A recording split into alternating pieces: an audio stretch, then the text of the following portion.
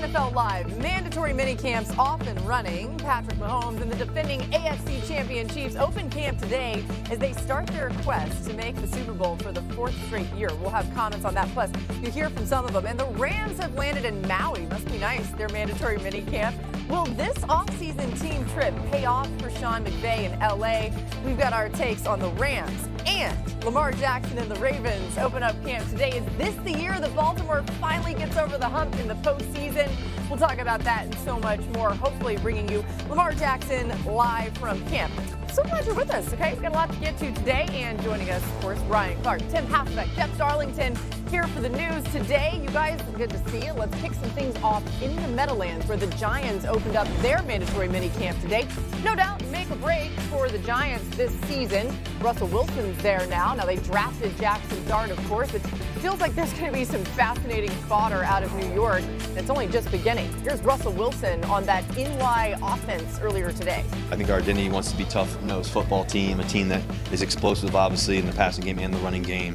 The ability to diversify the football, the ability to score a lot of points, obviously, but also know how to win the game when it's clutch time. And so all those things are necessary. But we've had a great OTA so far, and obviously got one more day tomorrow, whatever it is. But I think the important part is making sure that when we come back for training camp, that we have the best training camp that we can possibly have day in and day out. Sounds good, Russ. For more on the Giants mini camp, we bring in our Giants reporter, Jordan Renan. Jordan, what did you see from the Giants QBs today?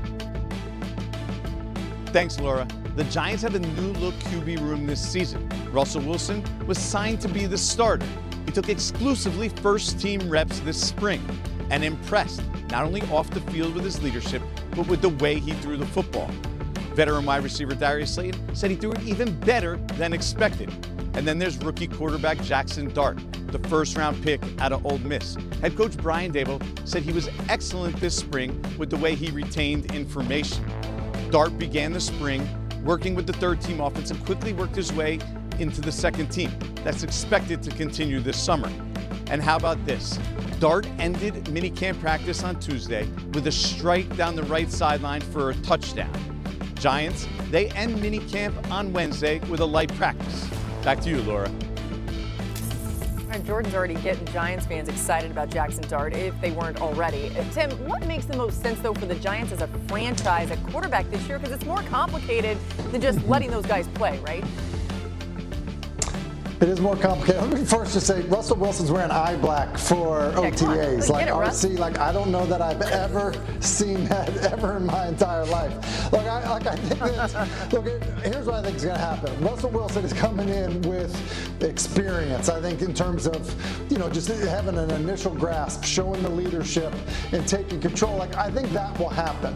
Now, there's been a track record. You just look at what happened when Eli Manning was the quarterback for the Giants. Kurt Warner was the starter. Got about halfway through the season, and Eli Manning took over. I think, when an organization has had past success with something, I think there's pressure to have, to try to repeat it. And so I would expect that Russell Wilson, who was signed to be the starter, is a starter, to start the season. If he's playing great and they're competing in what is a really tough division, then maybe he keeps the job.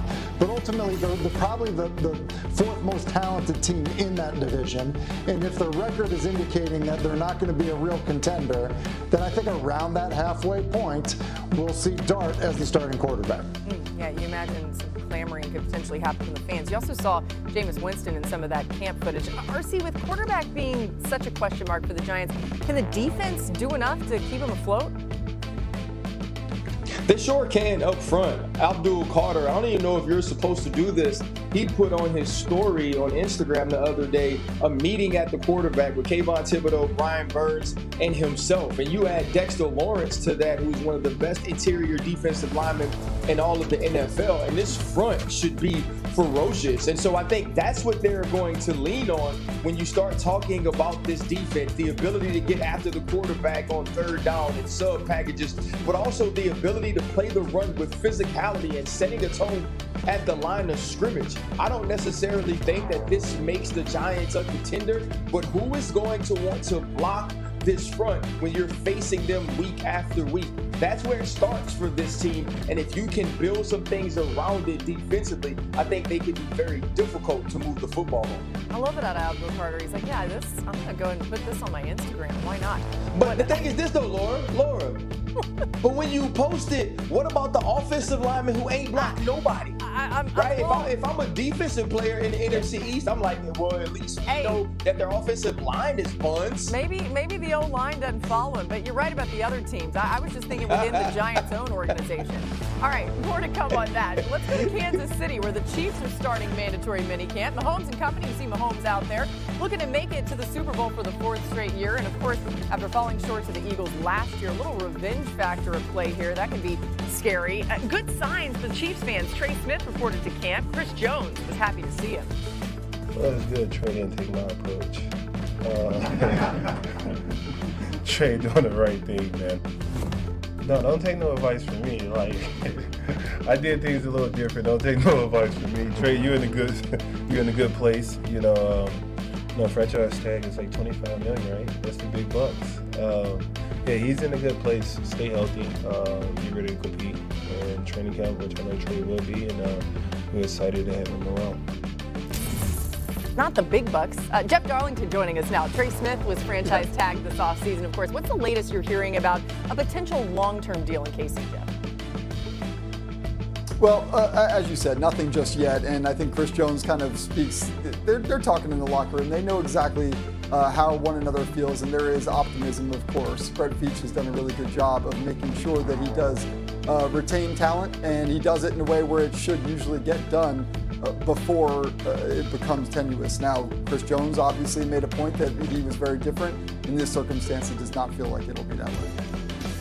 Yeah, you can definitely tell the way that they're talking about it. Now, RC, I realize it's, June 17th, but why not go a little big picture here and get people talking? Are the Chiefs still the team to beat in the AFC going into the season?